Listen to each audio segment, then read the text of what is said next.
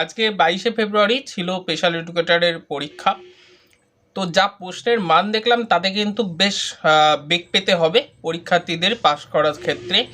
তবে অঙ্কের ক্ষেত্রে আমি বলবো অঙ্কটা বেশ সোজা ছিল পোর্শনটা, আর বাকিগুলোর তুলনামূলক মডারেট থেকে কঠিন বলবো। বিষয়ভিত্তিক যদি বই কেউ না পড়ে থাকে তাহলে কিন্তু তার কপালে আজকের পরীক্ষার পরে ইন্টারভিউ বা আদার্স হয়তো হবে না, কেননা টেট কোয়ালিফাইয়ের সংখ্যাটা অনেকটা কম হবে আজকের যা প্রশ্নের মান আমি লক্ষ্য করলাম। তবে প্রশ্ন যে খুব আনকমন বা আনএক্সপেক্টেড এটা নয়, প্রশ্ন বেশ এক্সপেক্টেড ছিল যে এরকমই প্রশ্ন হবে, এবং এরকম প্রশ্ন যে হবে তা আমরা আগেই অনুধাবন করতে পেরেছিলাম। এবং আমাদের যারা স্টুডেন্টরা ছিল তারা মোটামুটি পরীক্ষা দিয়েছে, আমি বলবো না খুব ভালো পরীক্ষা হয়েছে তাদেরও, কিন্তু হয়তো বা পাস করে যাবে যেরকম আমাদের প্রশ্ন এসেছে। তো আমরা ফিডব্যাকগুলো স্টুডেন্টদের কাছ থেকে নিচ্ছি, তো তারা বলছে স্যার মোটামুটি আমরা হয়তো পাস করে যাব, আর যেরকমভাবে আমরা তৈরি করেছি আমাদের ছাত্রছাত্রীদের সেই হিসাবে।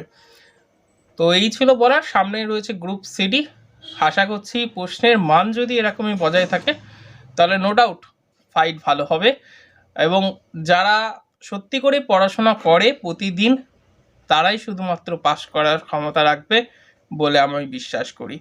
আর বাকি যারা আছে তারা তো বলার অপেক্ষা রাখে না, কেননা যারা ফর্ম ফিল আপ করে তাদের 90%ই ঘুরতে যায় পরীক্ষার হলে, পড়াশোনা করে মাত্র 10% ছাত্রছাত্রী।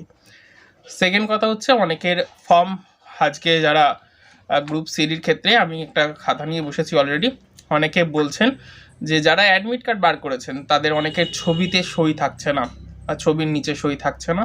সেক্ষেত্রে করণীয় কি, আপনাদের কারেকশন উইন্ডোতে আপনারা যখন কারেকশন করেছিলেন তারপরে ফর্মটা আপনাদের কাছে যদি থেকে থাকে তাহলে অবশ্যই সেটা মডিফাই হয়ে যেতে পারে বলে আমার বিশ্বাস। আর যদি সেটা না হয় তাহলে বোর্ডে গিয়ে যোগাযোগ করতে পারেন বা বোর্ডকে মেলে জানাতে পারেন যে আপনার এরকম সমস্যা হচ্ছে। আমি জানি না এক্স্যাক্টলি এটা সলিউশন কি রয়েছে। এই রকম ভিডিও দেখার জন্য আমাদের চ্যানেল সাবস্ক্রাইব করুন। ভালো লাগলে লাইক করুন, কোনো প্রশ্ন থাকলে কমেন্টস করুন।